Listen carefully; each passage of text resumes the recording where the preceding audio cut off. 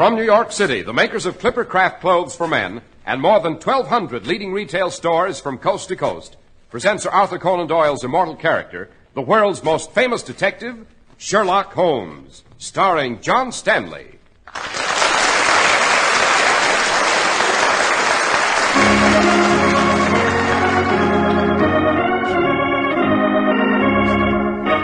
This week's story, The Adventure of the Blood-Soaked Wagon. Watson. Yes, Holmes? Stand still, wait. That dart game. What of it? The stocky chap throwing the darts. I don't trust him. He's looking this way. I see what you mean, Holmes. If he's working with the escaped murderer, he'll send a dart our way. A dart in a man's ear, penetrating to his brain, or a dart into the eye. We must walk past him. Cautiously. Slowly, Watson. He's staring at us. He's raising a dart. Terrifying expression on his face. Now he's going to throw it!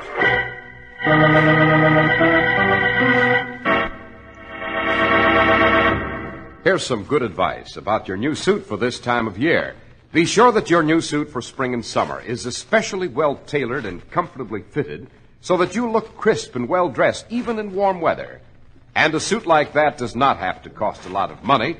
You can buy a marvelous new spring suit, Clipper Craft designed and tailored of fine worsted, for only $45. And Clipper Craft suits in tropical weights for as little as $33.75 to $42.50. Now, men who know say that Clipper Craft clothes give you the greatest dollar value in America. When you buy Clipper Craft, you benefit from the unique Clipper Craft plan, by which more than 1,200 independent merchants pool their tremendous buying power. They give you amazing savings, finest materials, and the work of master tailors. So if you wanted to look especially well-dressed this spring and summer, see what a fine new Clipper Craft suit can do for you.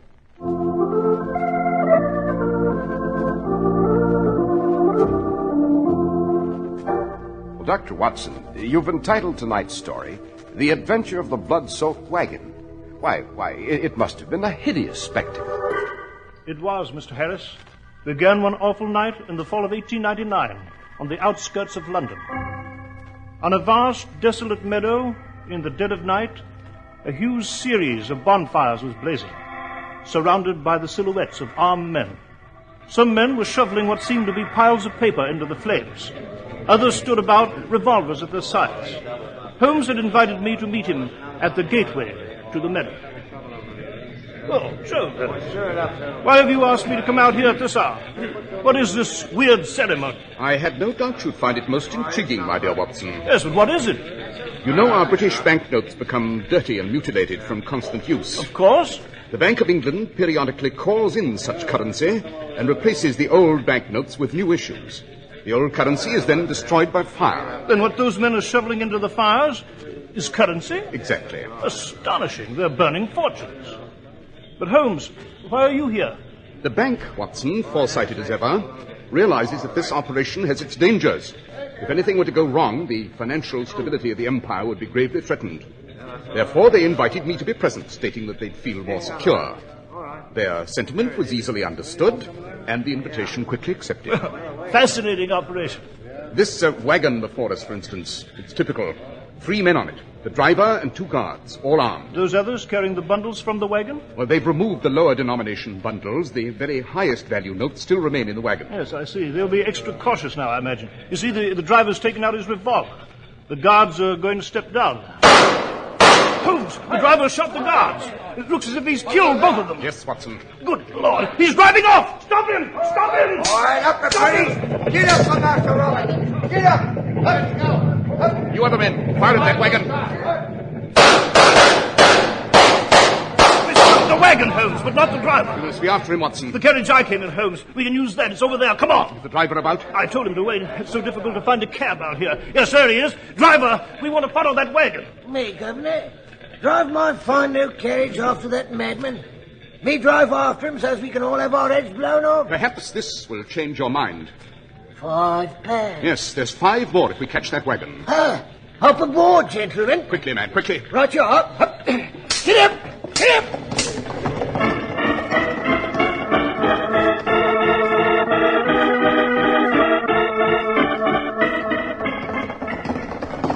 But who can this fiendish murderer be, Holmes? I have no idea, Watson, except that his name is Robert something. I distinctly heard him call to his horses, "Get up for Master Robert."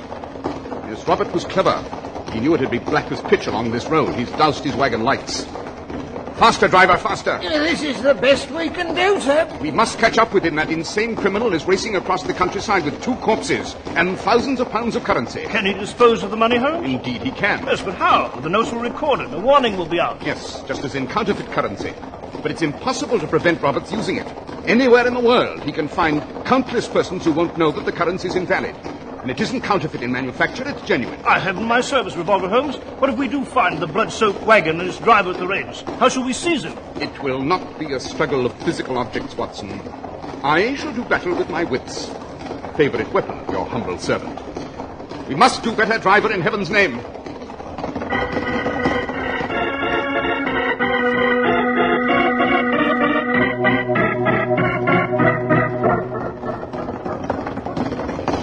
Look, Watson, there's an inn. See the sign? Yes. Says the Dancing Lady. There's the chance Robert stopped here to water his horses. He couldn't have gone much farther. The beast would be exhausted. We should stop and inquire. Stop at the Dancing Lady, driver. Yes, sir. Well, perhaps Robert's hidden his wagon behind the inn, eh, Holmes? He might be stalking about with his revolver, waiting to dispose of anyone who's followed him. Perhaps. Hold up there. Whoa. Wait here in front of the inn, driver. Right, sir. Step down, Watson. See the wagon anywhere? No? Precious few lights in the inn. Foul looking. Building's half rotting away. Shall we go in? By all means. Open the door.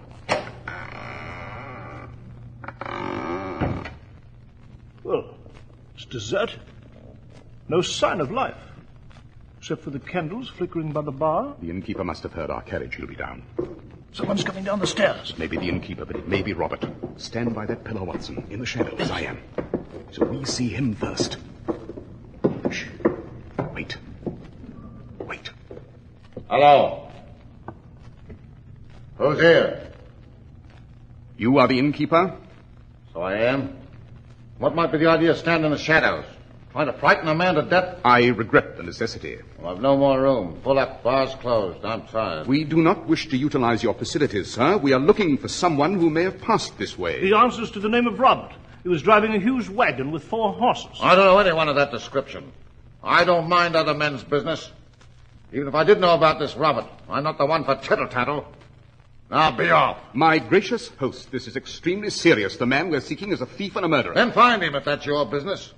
Tain't any of mine. Might we look into your cellar? He may have taken refuge there without your knowing it. Could he now? With the cellar door locked and the key here in my apron? You might be concealing him there, and I shall report to Scotland Yard that you've impeded justice, unless we're permitted in the cellar. Very well, Mr. Pokeabout. Step this way. Here's a door. Oh, step down first, Holmes. Wait, stop, Watson. What is it?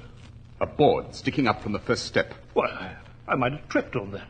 Fallen downstairs, struck my head. And been killed, Watson, certainly. Well, Mr. Innkeeper, was that an unfortunate accident, or did you arrange it? Arrange it? Robert couldn't have passed this in and bribed you to do away with us, could he? Now get out of here. Or I'll take this. A bread knife, Holmes. He's taken it from the table. Now there. get out, both of you.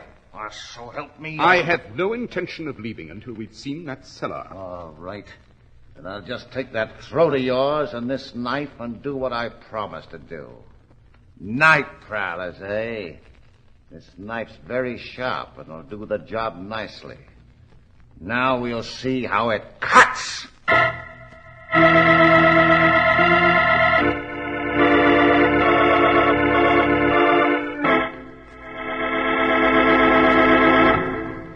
When you buy a new suit, remember, a good new suit is an important purchase, so don't take any chances.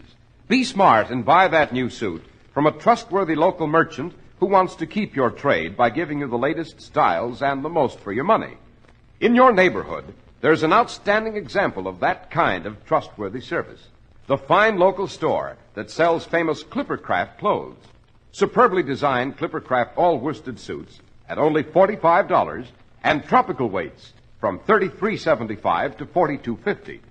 The exceptional quality of Clippercraft clothes is guaranteed by the Clippercraft label in every suit and sport jacket. The trademark derived from the staunch Clipper ships that established honest New England quality everywhere in the world. You can always rely on Clippercraft clothes and the store that proudly sells them. That's why men who know insist on Clippercraft clothes bearing the Clippercraft label. So be sure to visit the Clippercraft store in your city. These leading stores in the metropolitan area are proud to add their names to Clippercraft in your suits, sport jackets, and tropicals. In Manhattan, John Wanamaker Men's Stores, Broadway at 8th and 67 Liberty Street. Saks 34th, Broadway at 34th. In Brooklyn, Abram and Strauss. In Newark, New Jersey, Boulevard Men's Shop, Kresge, Newark. And in Jamaica, the B&B Clothes Shop, 16408 Jamaica Avenue.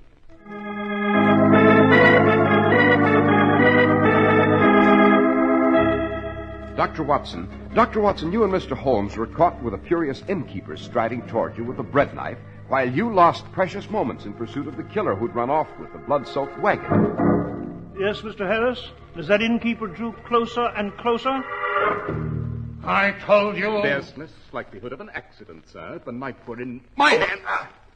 Simple technique of jiu-jitsu. Take the knife, Watson. I'll force it from his hand. Oh, my fingers! Yes, I have it, Holmes. Excellent.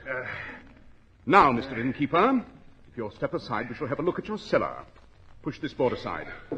I'll go down, Holmes. Interlopers. That's what you are. I'll call the police. I have an absolutely amazing faculty for remaining a considerable distance ahead of the police. It's a very small cellar, Holmes. Empty. Just a few wine barrels here and some flour. No sign of Robert. Come up then, Watson, quickly. Brixton, that's where you belong. You two should be in Brixton prison. To the carriage, Watson. We must continue along this road. Yes, certainly. Good night, Mr. Innkeeper. I return your knife with thanks for your dazzling hospitality. All right, driver. We'll move along now. Yes, sir. Top speed, driver. Top speed, Mr. Holmes.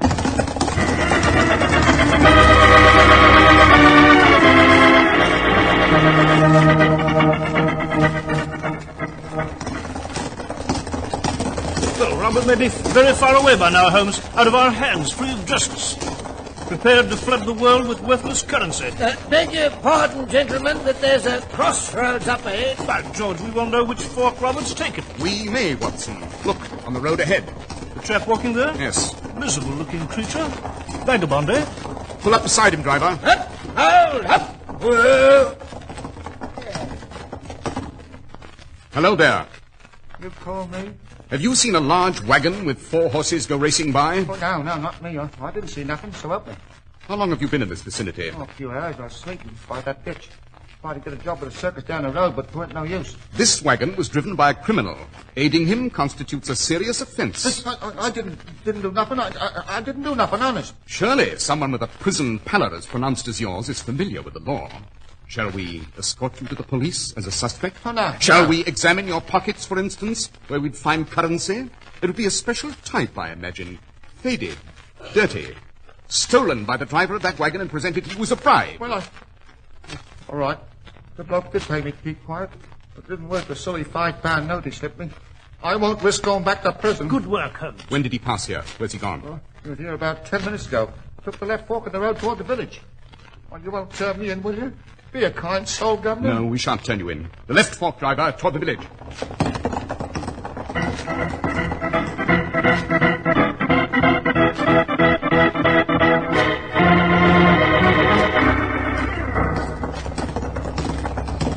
Well, we've passed the village, Holmes. Still can't find Robert. You know, look, Holmes, there.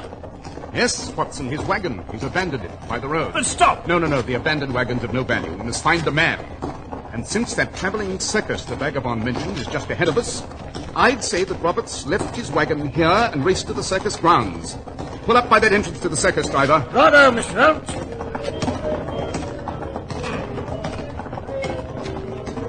You will wait here by this main gate, driver. I understand, Mr. Holmes. Now, step down, Watson. Our man's somewhere at this circus. Keep a sharp eye on that gate, driver. You may spot our man. Short, fat. And carrying huge parcels, I'd say. Parcels of high-denomination currency. I'll watch for him, Dr. Watson.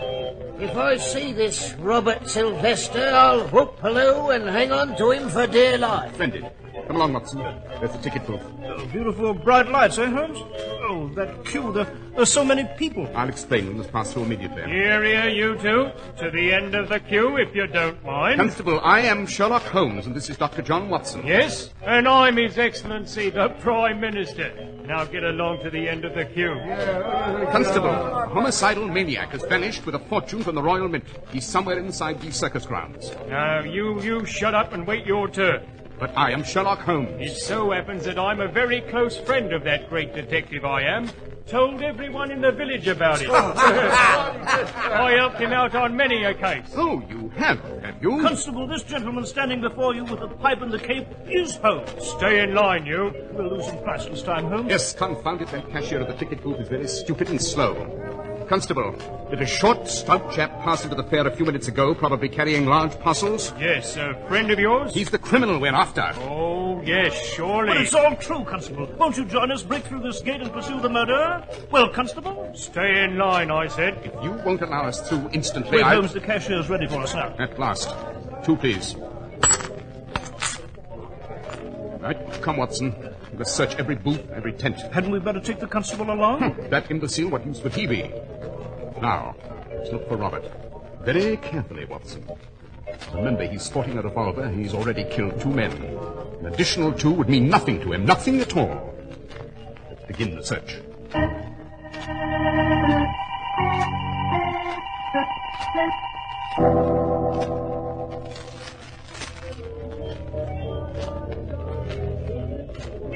Well, no sign of Robert, Holmes. We haven't inspected beyond the ground, Watson. Look there. That woods? Quite. He might have dashed into those woods. Then let's try. Wait. What is it?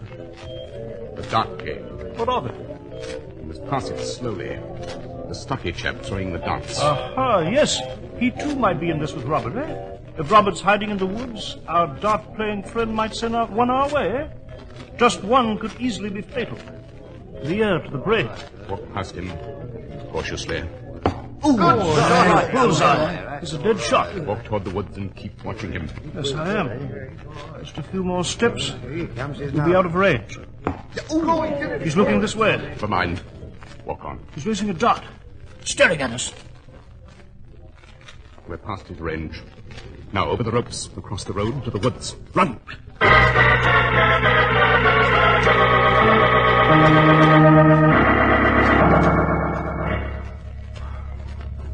It's not much light, Watson. Just the moon.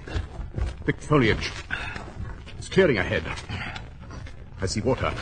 Yes, there's the Thames. Yes, there's the Thames. All right, stand where you are, both of you. You've led us a most intriguing chase, Robert, here to this riverbank. The chase is over. You're going to die now. Don't move. You're waiting for a small boat, eh, Robert? With your dreams in those great parcels at your feet. The stolen currency. The boat will be headed across the river to fresh horses, I presume. You won't live to spread an alarm, to announce my whereabouts. You're going to die, like the 2 guards. I still have my revolver, you see. We must stop him, Holmes. Oh, we have a moment, Watson. Robert must wait for the boat. And for his master. His master? What do you know of that? A great deal. You must be joined by the man who devised this scheme. Your employer. Who is it, Holmes? The innkeeper, the vagabond? Someone back at the meadow there? Someone we've never met, Holmes? No, Watson. The head of this operation has been with us ever since this chase began. He's what? The man behind this criminal maneuver is the driver of our carriage, Watson. Our driver? He's not an ordinary carriage driver, however, not an ordinary criminal. This crime is the brainchild of the one man for whose prowess I have a certain degree of respect. The most dangerous man in England, Professor Moriarty. You've again justified my faith in your powers of deduction, Holmes. Pleasant to greet you by your correct name, Moriarty. I see you've dropped your disguise. It's no longer necessary. Robert will now kill both of you. I admit to having been deceived earlier, Moriarty, but you committed an error, too. I did? Oh, yes. As we left you at the carriage by the fair gate, you referred to this man as Robert Sylvester. No one mentioned or even knew this chap's last name, but you did. It meant that our driver had a direct connection with the escaped criminal.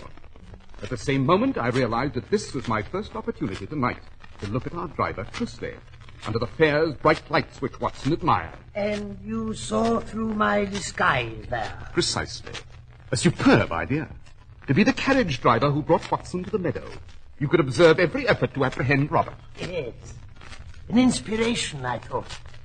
One commits a crime, yet one is with the forces of law as they seek to solve the crime. A delightful experience for me. It appeased my appetite for new adventures in the world of evil. I see the lights of our boat approaching. Go on, Robert. You will kill Dr. Watson and Holmes. Now, empty your revolver into those two. Yes, Professor. Ready, Robert? Ready, Professor. I have always warned you, Holmes, that the ultimate triumph in our years of combat will be mine. Oh, there you are. The constable from the circus. Robert's gun, Watson. Yes, I have it, Holmes. Stay where you are, Robert. Well, what on earth's this all about? Moriarty, he flashed back into the woods. I'll wing him, Holmes. I missed him. He's gone. He dashed about those trees like a jackrabbit. Shall I offer him, Holmes? No, Moriarty as a quarry is more elusive than your quickest animal. Well, so you came to rescue us, eh, Constable? Yeah, rescue you? Yes. Now, there's our prisoner, Robert, with his stolen currency. Stuff and nonsense. I came here to arrest you and your friend with the cape. You what? Cheating the poor cashier of his proper change, eh? She sent me after you. Took a while to find you, but the jig's up now. I deliberately cheated the cashier, Watson. You may recall I noticed she was dull, easy prey. I knew we'd need a policeman to save us were we in trouble. I knew she'd send this lumbering woodenhead after us, probably the only way to come along. Lumbering woodenhead, is it?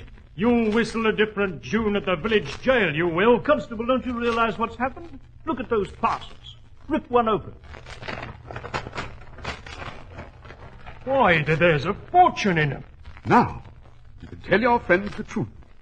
You did work with Sherlock Holmes and Dr. John Watson, and you've helped us capture a thief and a killer. You've eliminated an awful threat to the economic stability of the empire. Do you believe us now? Oh, I believe this fellow's a criminal, and that's stolen currency, and I've helped save the day. But as for him being Dr. Watson, and you're being Mr. Sherlock Holmes, oh, that's a likely story. A likely story indeed.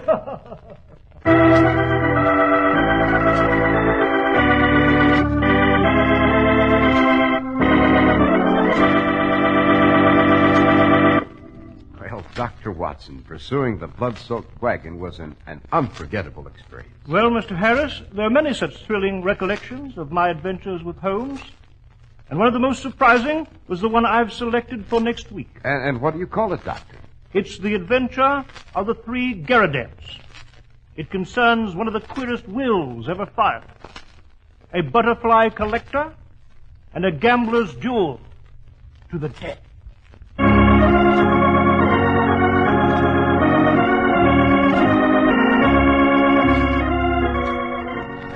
The makers of Clippercraft clothes and more than 1,200 stores from coast to coast have brought you another in the new series of broadcasts featuring the world's most famous detective, Sherlock Holmes.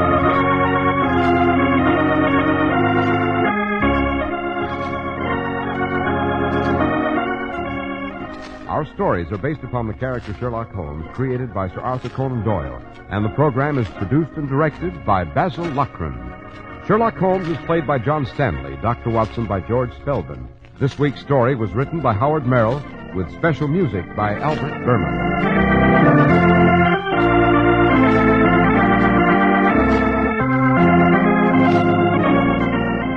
If you don't know your Clippercraft dealer, write Clippercraft, 200 Fifth Avenue, New York City.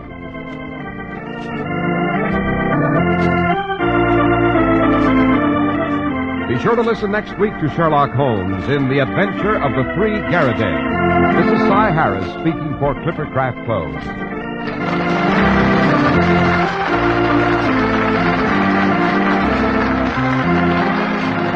This is the Mutual Broadcasting System.